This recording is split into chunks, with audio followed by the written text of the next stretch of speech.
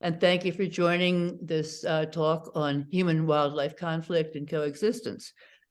We humans are responsible for the conflict, unfortunately, and we also have the responsibility to resolve that, which the people on this call and who will be watching it are doing. I am Caroline Gable, a former chair of the Snow Leopard Conservancy and still a board member. I began, the Snow Leopard Conservancy began in 1972 when ACE scientists Dr. Rodney Jackson and Darla Hilliard went to Nepal, the mountains, to study snow leopards. And we founded, ultimately, the Snow Leopard Conservancy was established. And Rodney Jackson was executive director until April 2020, when we hired a new wonderful executive director, Ashleigh Lutz-Nelson, who I am proud to introduce now as our executive director. She came to us from the,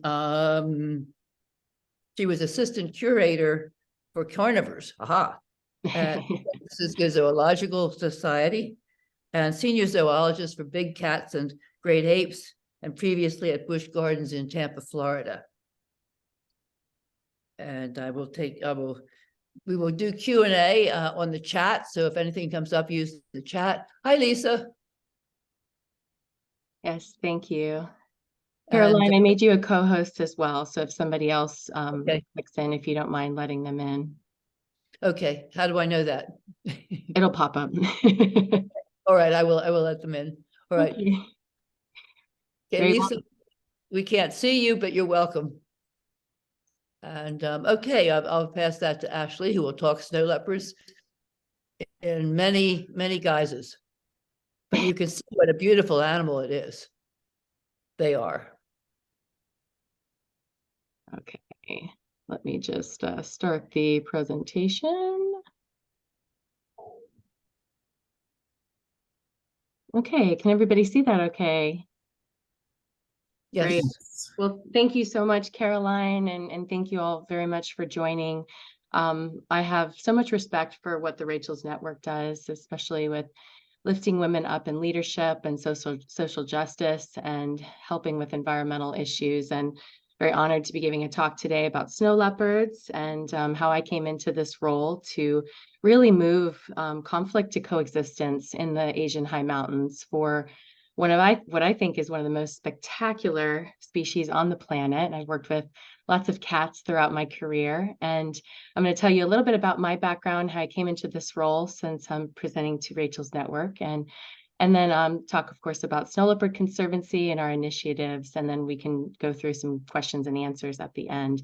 Feel free to use the chat box if you want to type your question in as we go, and then we can address it at the end. So let's go ahead and begin. So my background started as a young child with cats. I was working in my dad's veterinary clinic. My dad was a small animal veterinarian in Florida, and so I was helping out with surgery from the time I could walk and animal care, and I gravitated toward cats very, very early on and thought I was always going to be a veterinarian, which I applied to vet school and decided I was going to be a keeper for 1 year because I really enjoyed my internship at Zoo Tampa, working with the veterinary department on immobilizations and animal behavior. But I fell in love with the cats in my care at Busch Gardens, working with them from cubs to adulthood throughout their whole life, from cradle to grave. My role was ensuring that every day was their best day possible, and the conservation involvement with the zoos was as strong as it could be. So I was involved with the Felid Taxon Advisory Group and part of the cooperative conservation breeding programs for 12 species of cats, including the snow leopards and Pallas's cat and different subspecies of tigers. And through my relationships with these animals and really working at the national level to improve welfare and well-being for these animals, as well as conservation collaboration between zoos and the field organizations working in the wild to protect the species, I really became passionate about community-based conservation. And I decided instead of vet school, I had a little bit different path, had a very multidisciplinary path, and I loved working on the veterinary side, but I also really wanted to learn more about the people side of it. And as an animal trainer, utilizing my animal training and operant conditioning skills to try to help shape human behavior toward coexistence.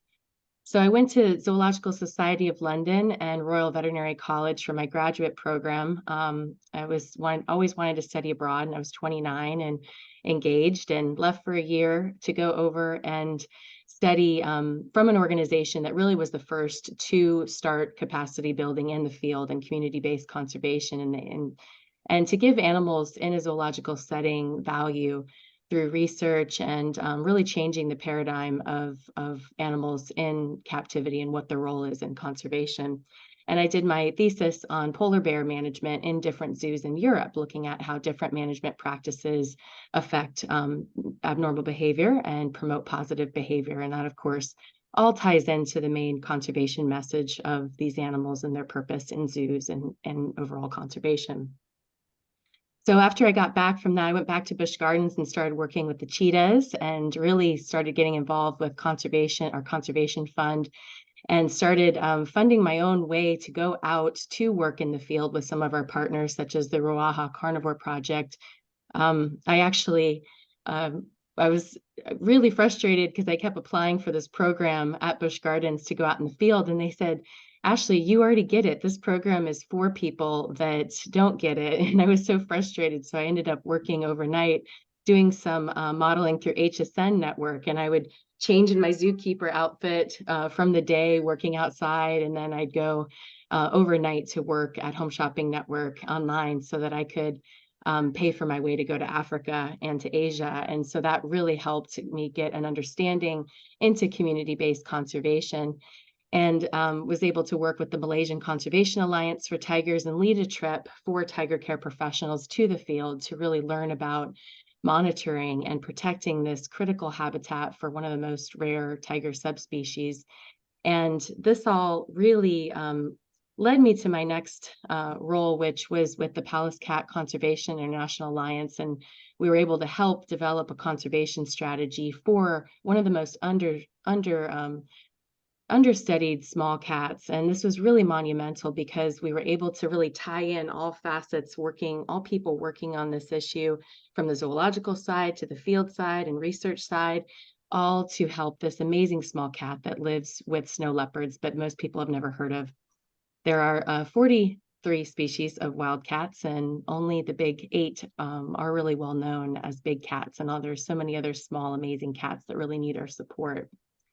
So through meeting this network of people, which were mostly snow leopard conservationists and researchers, that led me to the San Francisco Zoological Society, as Caroline mentioned. Oh, my kitty has joined our call. Hi, Miles.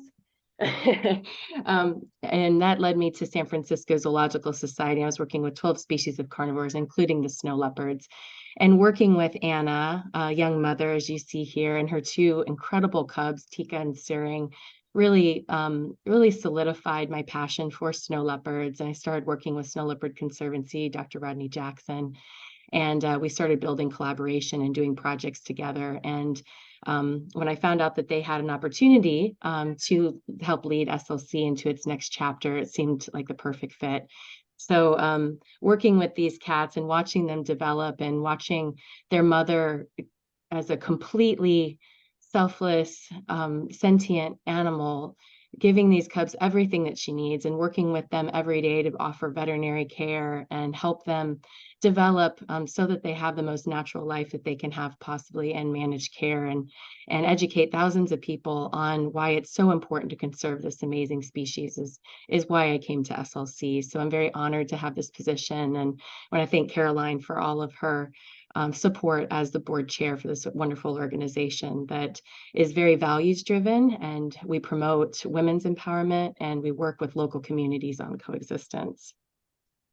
So taking all of this effort and focusing on wild snow leopards, I really try to relate every animal in the wild to the animals that I worked with, and knowing each of their personalities, and knowing how challenging it is to live in one of the most hostile environments in the world is is really, you know, such an important role, and I'm very privileged to have this honor to be in this role. The snow leopards have several nicknames: Ghost of the Mountains, Queen of the Mountains. They are the apex predator of the high Asian mountain ecosystem in 12 countries throughout Central Asia. They're called the guardians of the mountain because as the apex predator, they regulate everything within it. So if there's a healthy population of snow leopards, there's typically a healthy prey population and everything else down the trophic scale. Snow leopards are considered a sacred species to indigenous communities that share their habitat, and they are revered in culture and all the different regional cultures. This area is very diverse and associated with political challenges. And this is actually from Tashi Gali, one of our photographers and partners in Nepal. And he is one of the only people that can take pictures this close to the cats. And so we are able to also monitor through camera trapping. And this is a snow leopard that's leaving a love note as he's coming through this habitat, her habitat rather, leaving her scent so that other snow leopards can come through, and this is how they find each other, through calling and scent marking. It is to note that their habitat is about the size of the city of San Francisco, so finding a mate in this area is very, very challenging. And of course, it's one of the most rugged, hostile environments due to the extreme low temperatures and the high altitude, and they're especially adapted for this environment. As are the species that share their habitat, such as Tibetan fox, Tibetan wolf, ibex, blue sheep, other prey, and then lynx and Pallas cat as well. And so our work also goes to protect these other species in this ecosystem.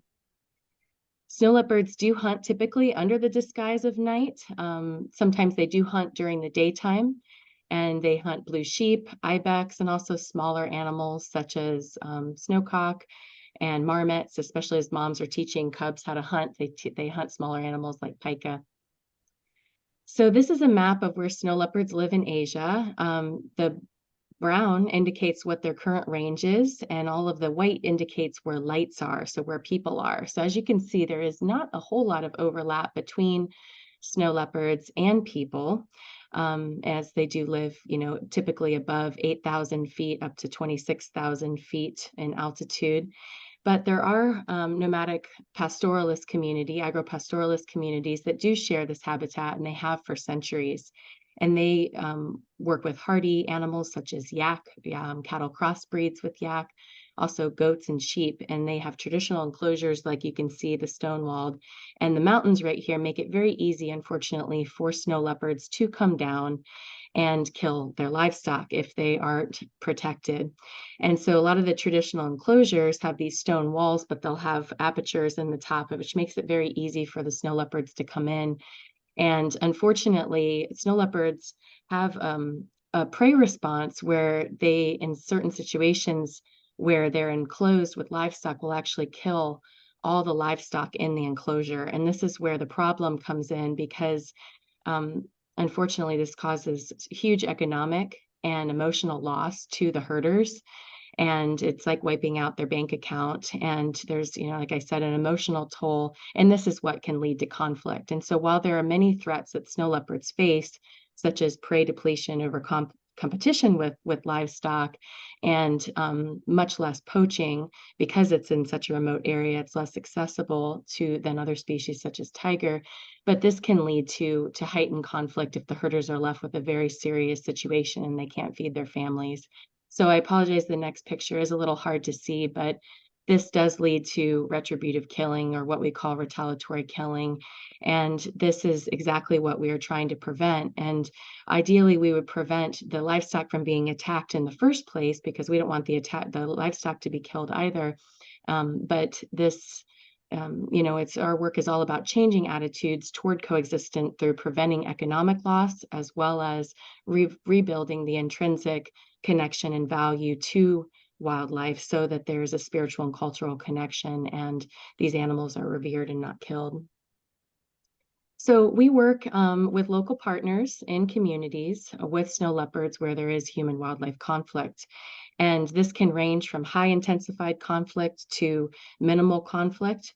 And it just depends on the context of these areas. They are largely Tibetan Buddhist areas, which all in these communities revere all life. But when left with a serious economic burden, you can understand that it creates conflict and challenges for the herders to survive.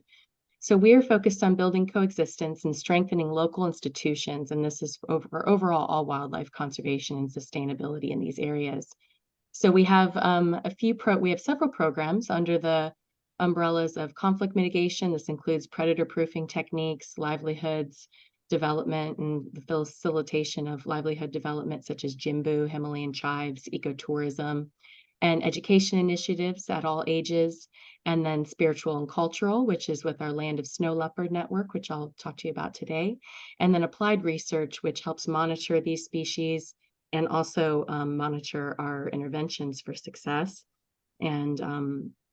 And then we also have, our role niche is in facilitation, capacity building, training, and we provide technical and fiscal support for our partners and local governments that we work with, and overall coordination. And that really is our niche within this space. There are others working on snow leopard conservation in different aspects. So this is where we have programs. You can see the little snow leopards indicate where we have current projects in 8 countries.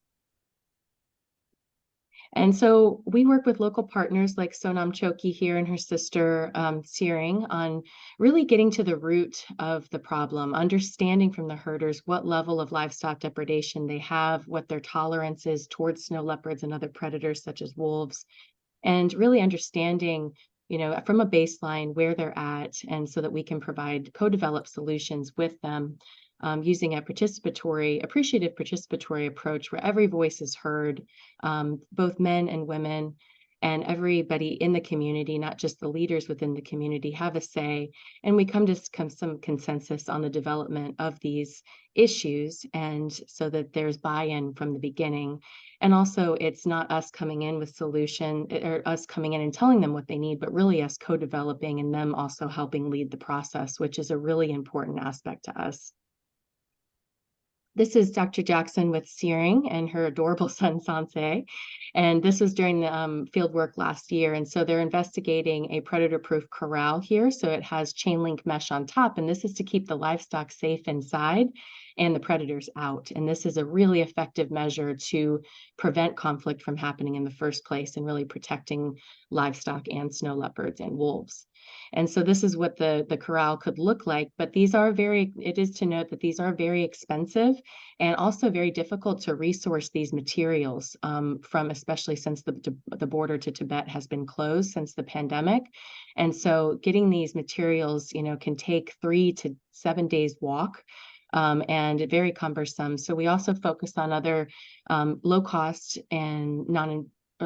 solutions such as fox lights. These are solar lights that can shine up to about 1 kilometer away, and they are working to deter attacks from snow leopards. And these can be moved around easily as well. So it's really a good solution. We're actually deploying these in multiple countries where we work and testing the effectiveness. And so herders are asking for more. So we know that they're working and they're very excited about it. And they're very, like I said, low cost in comparison to building a full predator-proof enclosure. And these are easy to transport and get into country. For the most part, we do have some challenges with customs, but they are a really good solution. And other areas of the world are starting to use them for human carnivore conflict. So that's a brief overview on the conflict mitigation techniques. So next I want to talk to you about our education and our cultural and spiritual initiatives. So Land of the Snow Leopard is a groundbreaking initiative which really blends Western science and traditional ecological knowledge. And by working with Indigenous cultural practitioners and spiritual advisors in 5 regions of Central Asia, such as Buyan Badrak here on the left-hand side, who's a shaman in Mongolia, Jakarpul, who is a Bachi, a giver of blessings and sacred site guardian in the Talas region of Kyrgyzstan in the picture to the right, Slava is a shaman working in the Altai Republic of Russia, and Norbulama is a Buddhist Lama who's working in the Soyot community in the Buryat Republic of Russia. And so the points of this initiative is to really revive traditional indigenous knowledge and snow leopards as a sacred species. So this is all about building reverence and protecting their habitat and recognizing that indigenous communities are really, responsible for 85% of our biodiversity because of where they live around the world. So really about empowering them to start their own programs and lead their own initiatives and have equal voices in large-scale conservation planning. So I thought it'd be best to show you a video from Norbulama and Slava and hear from them about their program. В этом проекте по спасению снежного барса и горных экосистем привлекает нас как культурных практиков. Это, по сути, инновационный подход именно в решении именно защиты природы и вообще всего феномена жизни. То есть традиционные знания, они необходимы для человечества. Потому что все-таки вот эта наша человеческая цивилизация, она многие вещи забывает, а коренные народы, они сохранили эти знания. We also work with a shaman in the Altai Republic who is the hereditary guardian of the snow leopard mountain. It's actually called Irbis-2. Снежный барс там находится зимой и летом, и кругом он сейчас больше стал еще. Размножается еще. Снежный барс до сих пор есть. С этого снежного барса от природы мои предки жили связаны были животными эти снежного барса. Они не допускали чужих людей туда. Они не убивали козероги, где он питается, ходит. Эти мои родовые горы Ирбис-2, мы до сих пор этих поклоняемся. Поклон, низкий поклон.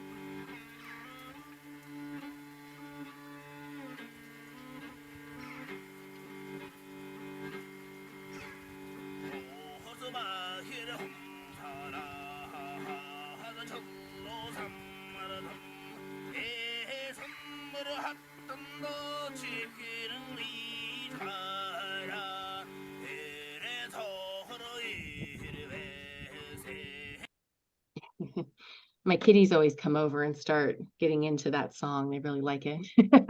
В этом проекте So just to recap, so the Land of the Snow Leopard Network goals are establishing a precedent for Indigenous cultural practitioners to be equal partners in snow leopard conservation. And this is really to, there's a large initiative called the Global Snow Leopard Ecosystem Protection Program, and that's at ministry level, like high-level government level. And our goals are really to allow Indigenous cultural practitioners to be at equal level in this type of planning because they really have so much knowledge to provide on how to really rebalance our ecosystem through sustainable practices that they've known for so many centuries. And also merging Western and Indigenous approaches. So it's really valuing both as equal approaches and sharing ideas from both to come up with new solutions to address today's environmental challenges. And revitalizing ancient ceremonies to remember and honor the snow leopard as a unifier of humanity. So ancient ceremonies were in this area, unfortunately, in Central Asia, most of these countries were very suppressed under the Soviet regime. And so many of these regional cultures were lost during this time. And so it's about revitalizing those cultures and really snow leopards as a sacred species in the communities. Also establishing sacred sites for biodiversity protection, so land protection and the monitoring being done by the Indigenous communities that live there. And empowering the practitioners to start their own programs and lead their own programs. This is never, this is a growing initiative now, but when this was started in 2013, this really did not exist, especially for snow leopards at the time. And this QR code over here on the left is a link to our, we have a story map on this whole initiative. If you're interested, I can send you that so you could take a look afterwards. And so how this is working is Norbulama has established a sacred site in his home community in the Soyot community in the the Buryat Republic of Russia, and also taking it to the classroom to teach and work with children on the web of life and the importance of every aspect of the ecosystem, and how when one falls, how it has a trickle down effect to all the other species and plants in this area. And also on the left-hand side, showing Norbu working on strategic planning and really getting involved with us on what his vision is for how he can really drive conservation in his region. Buyan Badrak established a sacred site in the Sutai Mountain of Mongolia. And Jakarpul works with his communities on telling ancient legends and stories about our ancestors and about his ancestors and how they lived and coexisted with snow leopards and the ibex that lived there. And I want to show you this really cute video of him teaching. He put this video together with his grandchildren on these legends.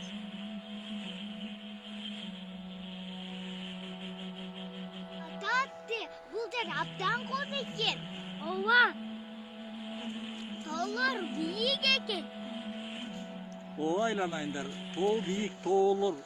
Ошо бийик тоол аймагында биз жашап келебиз. Бизден мурун да биздин бабаларыбыз жашап келген.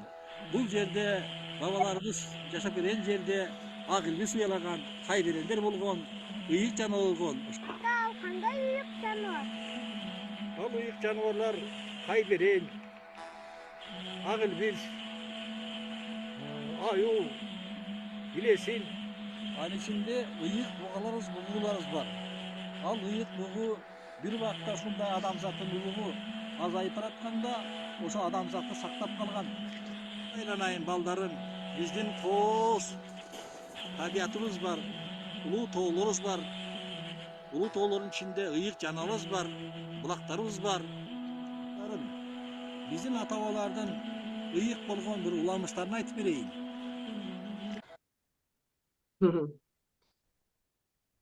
And Japarkul has started his own program with the support we received a grant the last few years from IUCN Save Our Species, and this is on sustaining snow leopard conservation through revitalizing traditional ecological knowledge. And so Jakarpul has started a program called Elders and Youth, where he works with students and communities on this ancient wisdom, and his work is really growing, and has a vision for how he can expand this, working with all different sectors in the future.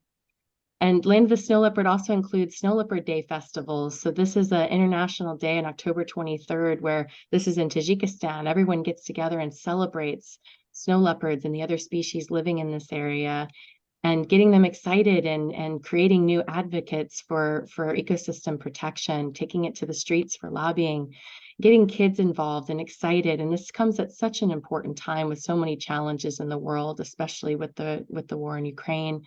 And this comes, I think loss of inspiration is one of the most challenging aspects we have for conservation right now. And so these programs really help provide this for the communities to build reverence and build community, and all benefiting all the species in their ecosystems.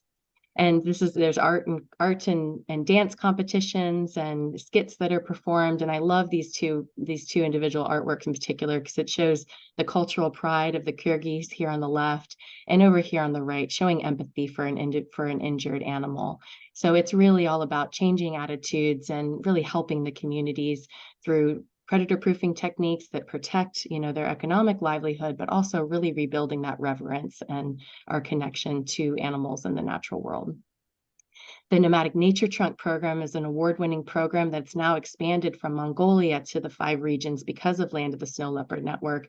And this is 25 lessons in a traveling box that goes around to rural communities, talking about the importance of every animal in the ecosystem through fun and engaging lessons.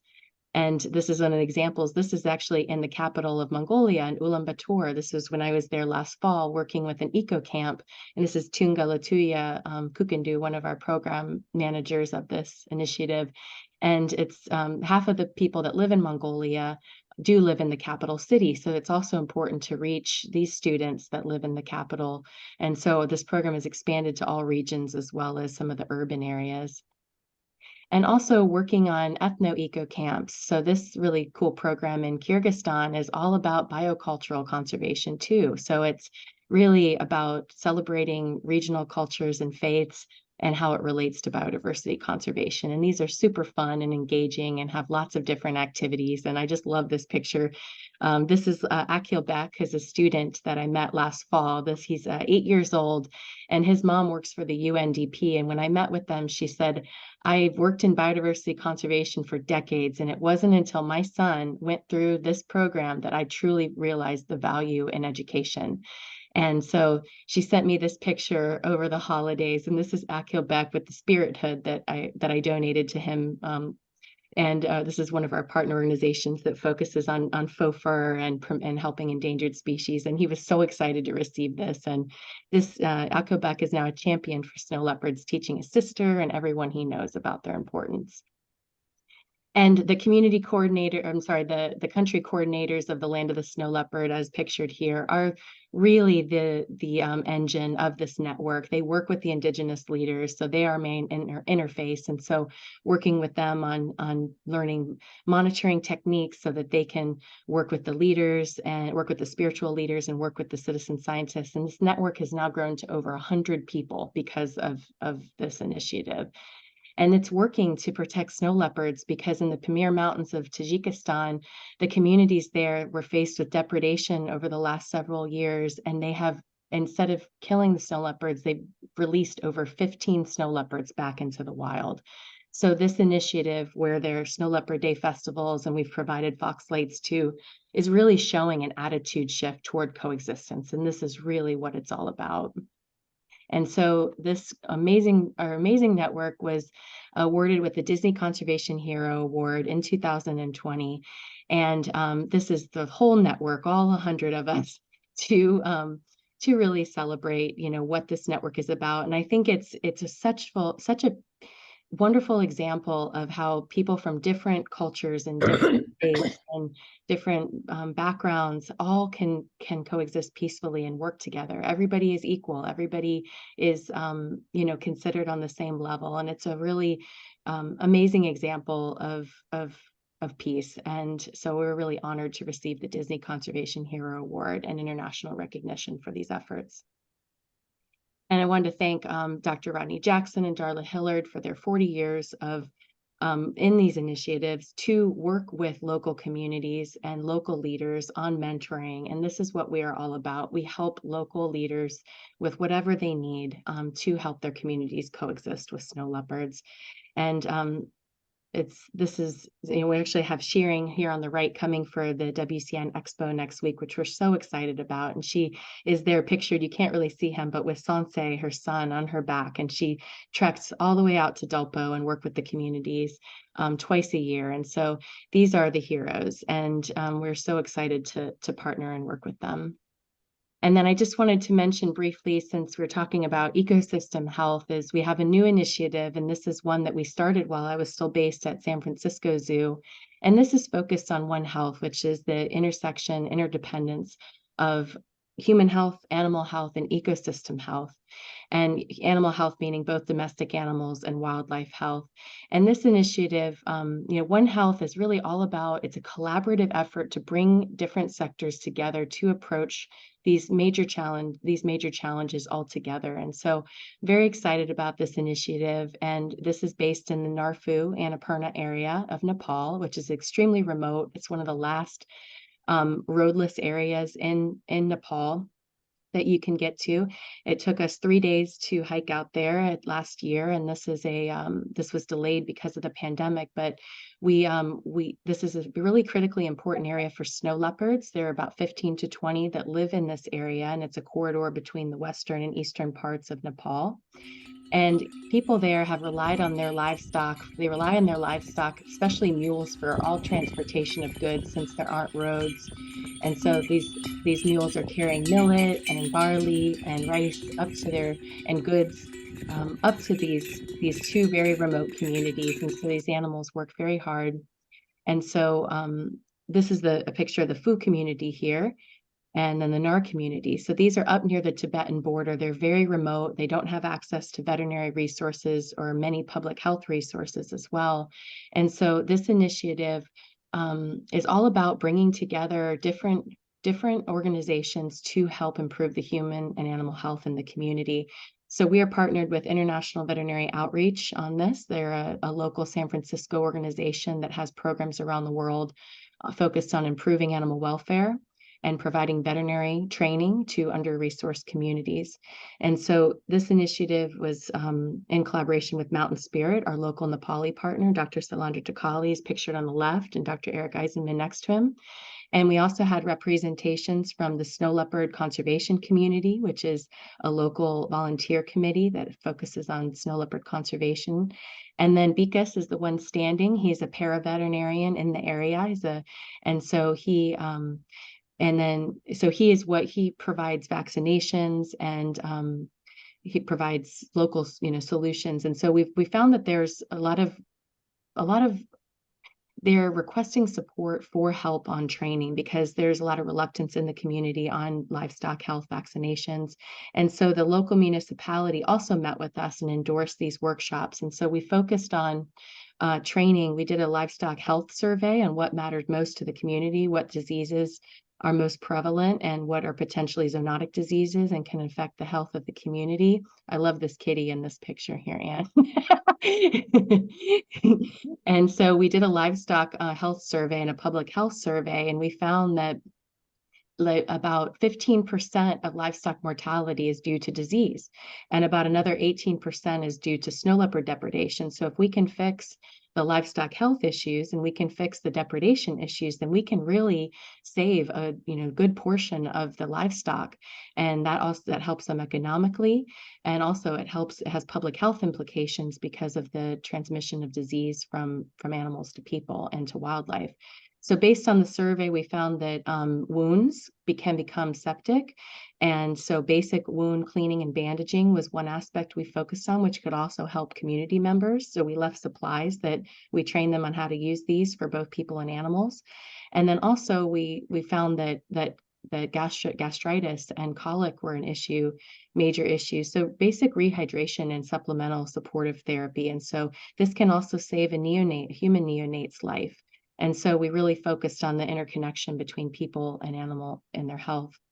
And we did some consultations on animal health and protection methods, and also talked about animal welfare and to make sure that a lot of the basic needs for these animals are being met during these long journeys, and also handling techniques that keep both people and animals safe. And so this is an initiative that we're very excited to launch, and working with the Tibetan Buddhists in this community, they already understand the interconnection of all life on the planet and reverence for all sentient beings. And really, we're excited to have some support on this other aspect of helping improve their health. And so this is a picture with the Fu community, and this is also working to help snow leopards because this community chose to release a snow leopard last year that did a massive depredation incident, a surplus killing incident that killed over 50 goats. And they decided instead to release the snow leopards instead of kill it. So this is another aspect, another intervention that we can help to promote to mitigate human-wildlife conflict and build long-term coexistence. And working with the rural municipality and the community, you can see here on their crest, they are invested in snow leopards now. This is a new crest they just developed. There's a snow leopard and a blue sheep on it. And working with these communities for over 4 years has really paid off. And so we're really excited to continue to work with them on helping even more herders and helping their livestock so that they can protect snow leopards. And just the last couple slides here. I don't know if you can see the title here because the picture's in the way, but the next phase of this program is about building bridges in human and animal health. So we met with the different veterinary schools in Nepal and the different non-governmental organizations to get everybody involved because the high mountains are so under-resourced in veterinary medicine, and everybody recognizes that. So our next phase is going to be doing a mule clinical workshop in the field later this year with the veterinary schools support. And this will also include protection methods. And so the herders will receive direct benefits to their livestock health and also get information on how to protect them and protect the local wildlife. So by improving the health and well-being of people in these communities and the health and well-being of their animals, we can also protect wildlife and improve their well-being and their outcomes. And so this initiative is called One Health, One Wellbeing, and we're partnered with One Nature Institute on also helping the communities evaluate their own well-being in relation to these interventions, which is a new pilot project, because what is more important to people than their health and well-being? And if we can fix that, and if we can improve that, then we really believe this will give snow leopards a bigger fighting chance as well. And also wolves and Pallas cats wolves that are far more persecuted, unfortunately, than snow leopards, and also Pallas cats that are such a small, underserved species, under-resourced and conserved species in this area. So I think it's important just to tie it all back in with, I think inspiration is such a huge part of the work that we do, and working with communities on helping restore inspiration during these difficult times is so critically important. So I carry these cats with me every single day in what I do, and I want to thank you all for the work that you do and whatever motivates you to do it. And that's all I have for today. Thank you so much for your time, and be happy to answer any questions you have. And this is my email if you'd like to send me an email follow-up, and our website if you'd like more information. Thank you very much.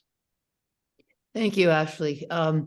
I don't see any chat at the moment, but I will put in my own conflict resolution story. When I did go to India, up in the Ladakh area, and we got to the village of Rumbak, and people showed us the carcass of a lamb and a ewe that a snow leopard had just killed.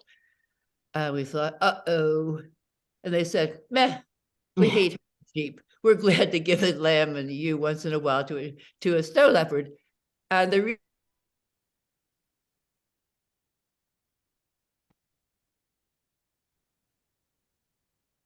and travelers coming to see snow leopards, that they were very happy to they could send their kids to school in the big city, and so they were glad to sacrifice a sheep once in a while. And then at the very end of the trip, we did see a snow leopard. He was lying on a cliff, and he looked at us. Well, we were setting up our blinds and our tripods and everything. He looked at us and he fell asleep because he knew he was safe. I mean, the big thing was that he knew he was safe. And so it was just a very, that's how I got involved with the snow leopards and joined the board. I see, yes, there are some chats. You put your hand up. Lisa, yeah, okay. Lisa and Josie. All right, I'll start. I have a few. I'll start with two. One is, it was really interesting to see where the population of snow leopards are in the world, like just to see that map was really interesting. And I wondered if you could really briefly just tell us, like, in which of those countries are these populations going up or down? Like, just give us a sense of sort of the trends and how the health of these populations of snow leopards.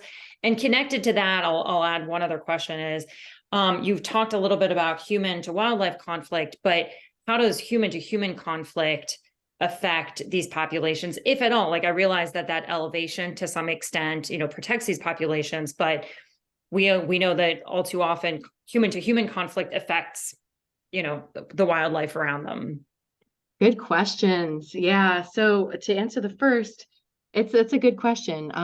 So the population is only between 4,000 to 7,000 cats in the wild.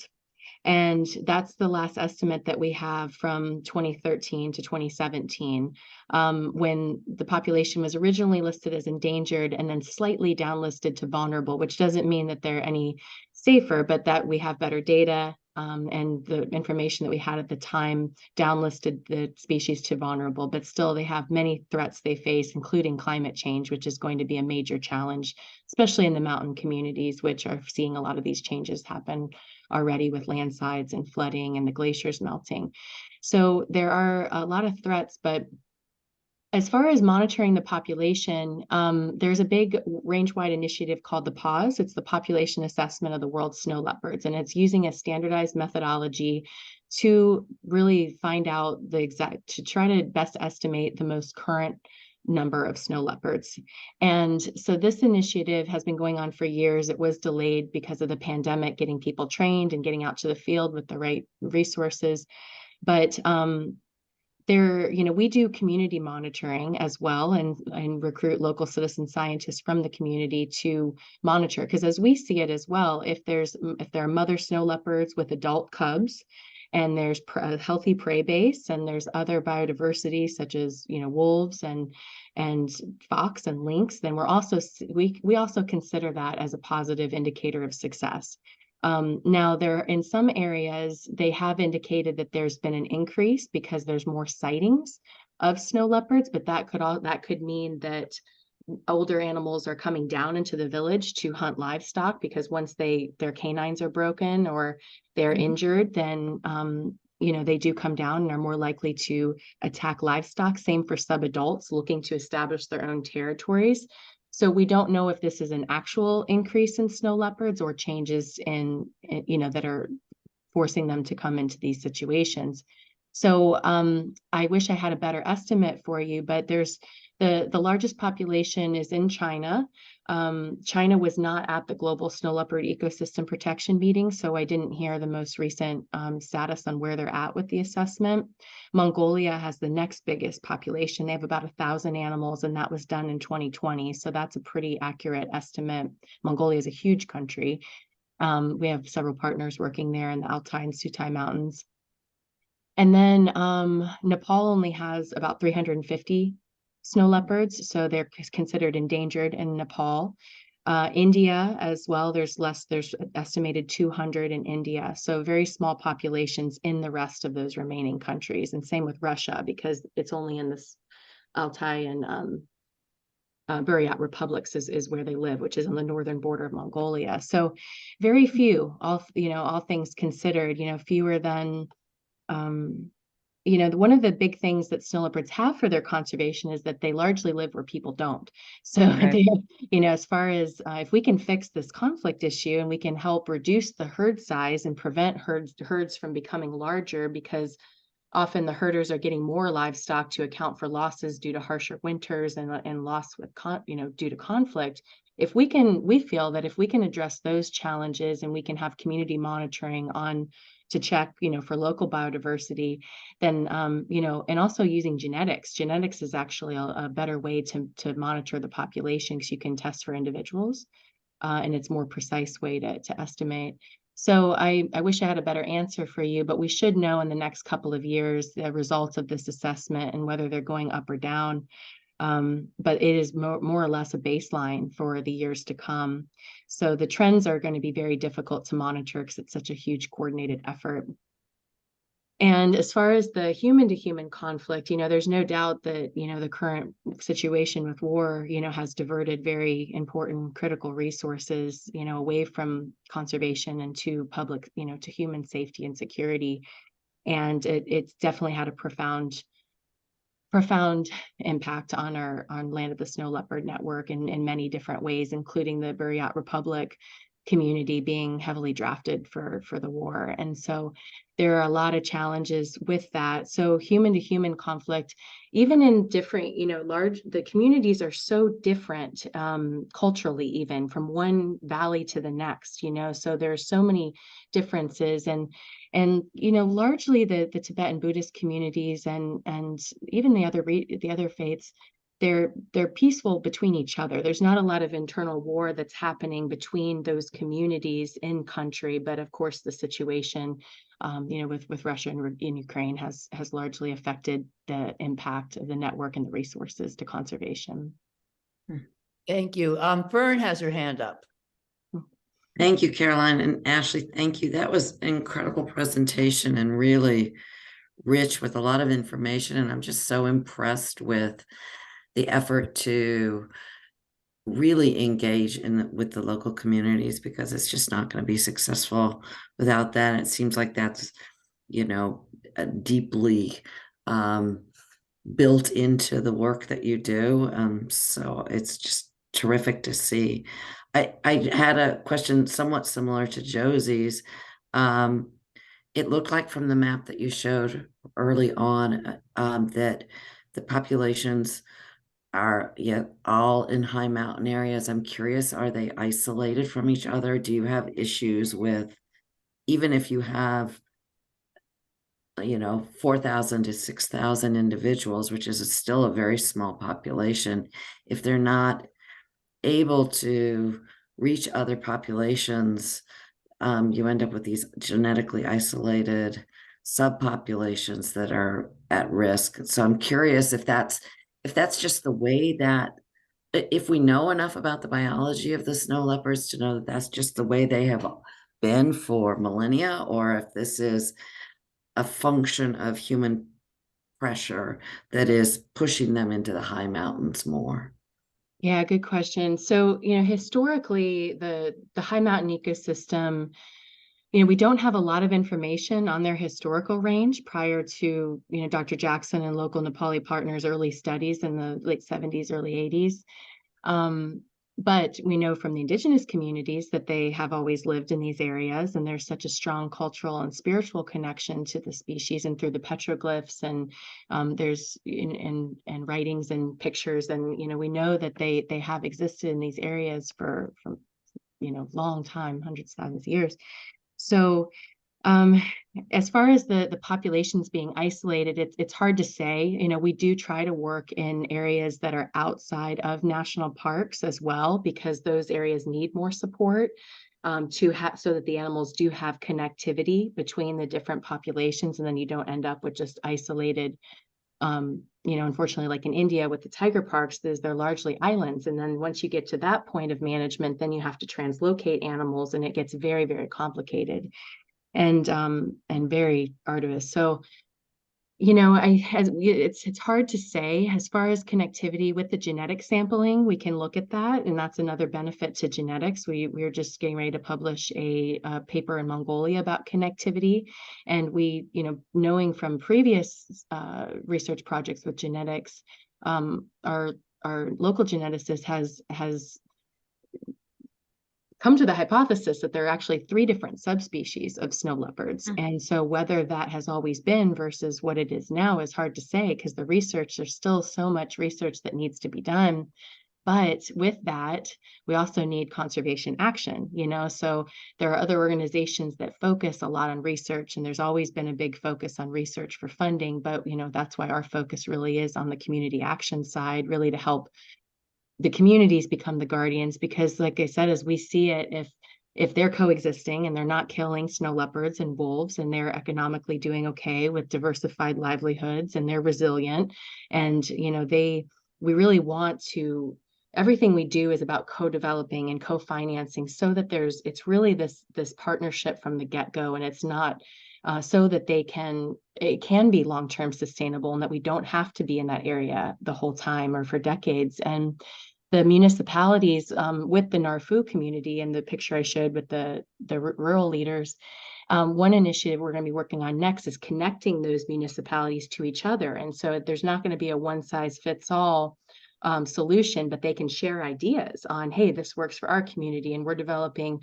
this livelihood in addition. Like, of course, ecotourism is the best livelihood that is directly linked to conservation, but it's challenging. And then you have a pandemic, and then it's gone, so there's there's also challenges with border fences, preventing connectivity. So understanding how the animals are working through those anthropogenic pressures that are growing.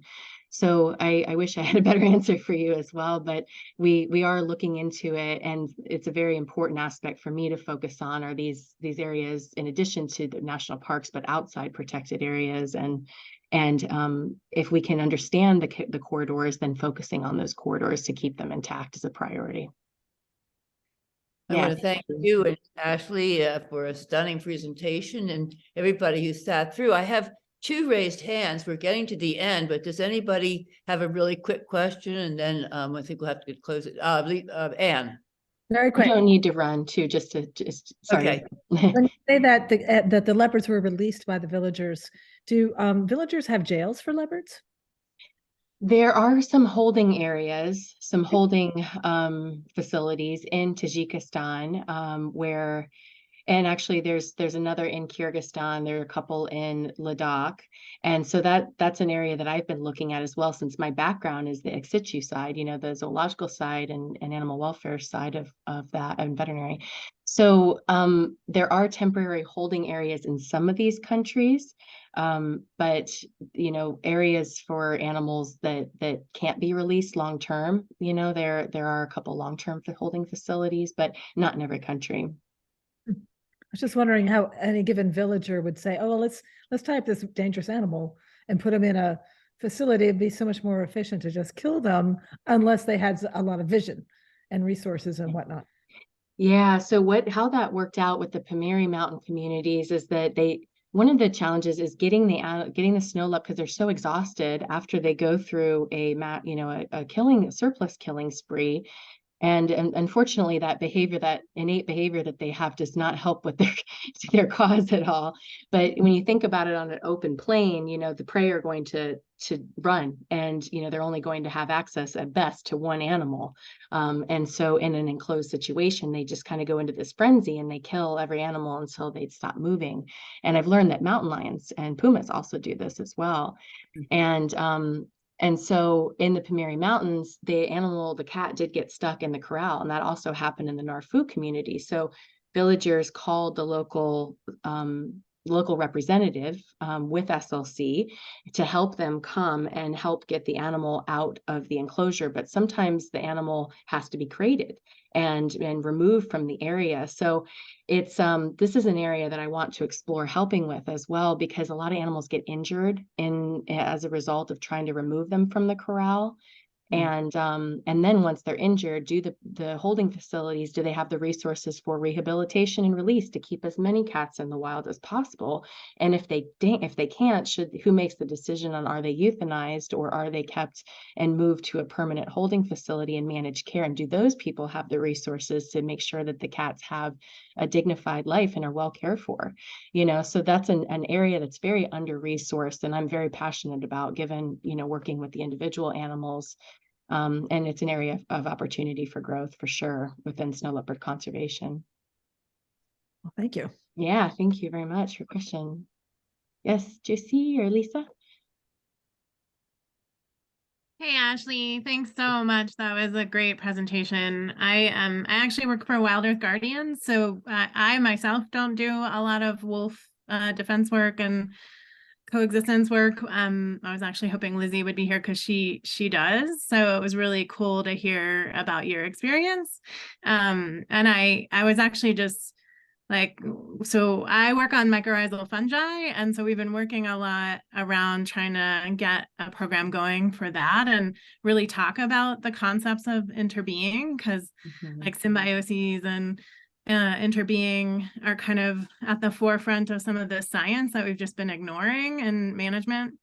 So it was really cool to see the One Nature thing and hear about some of that One Health program. And I would love to follow up with you and just learn more too. But I guess just briefly, I was hoping you could talk a little bit more about what the reactions to some of that in the community are, and how you maybe had to advocate for those programs since maybe they're not the traditional approach or things like that.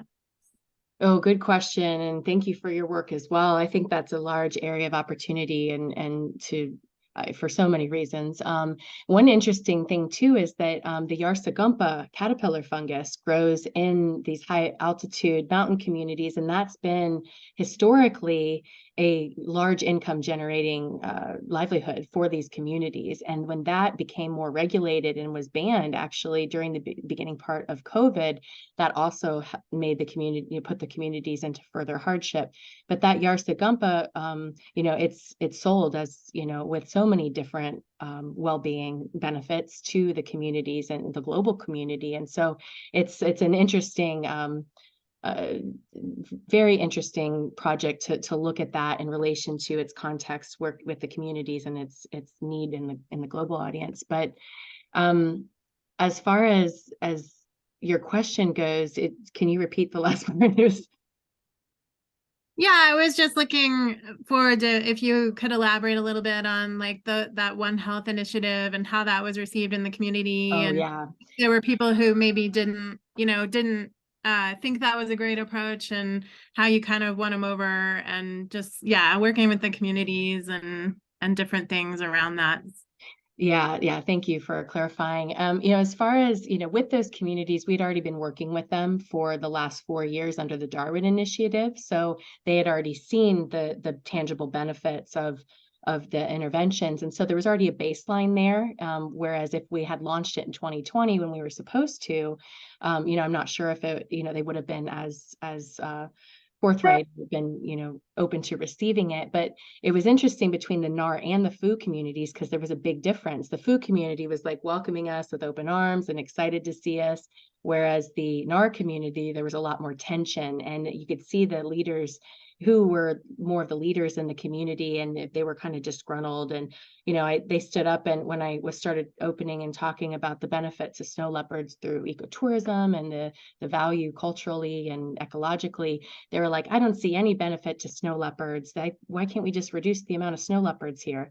So every community we work with starts at a different, starting point in terms of attitudes. And that's going to be not just the community, but each individual.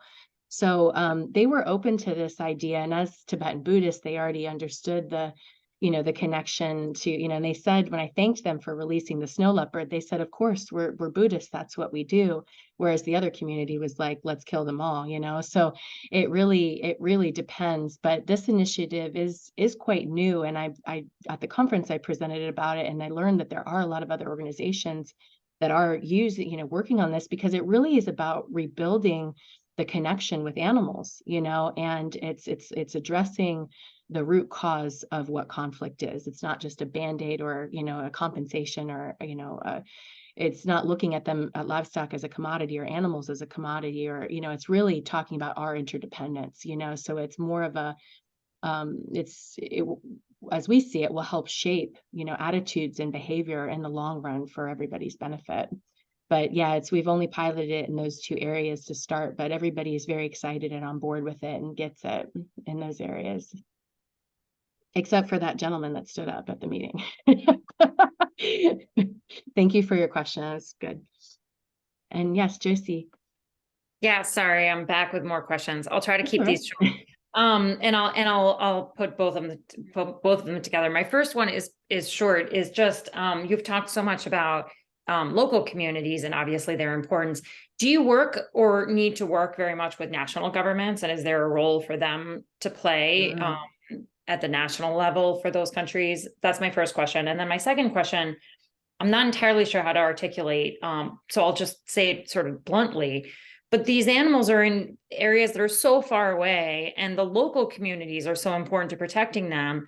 But like, what's the role for an American organization? We're so far away and we're so removed from these places.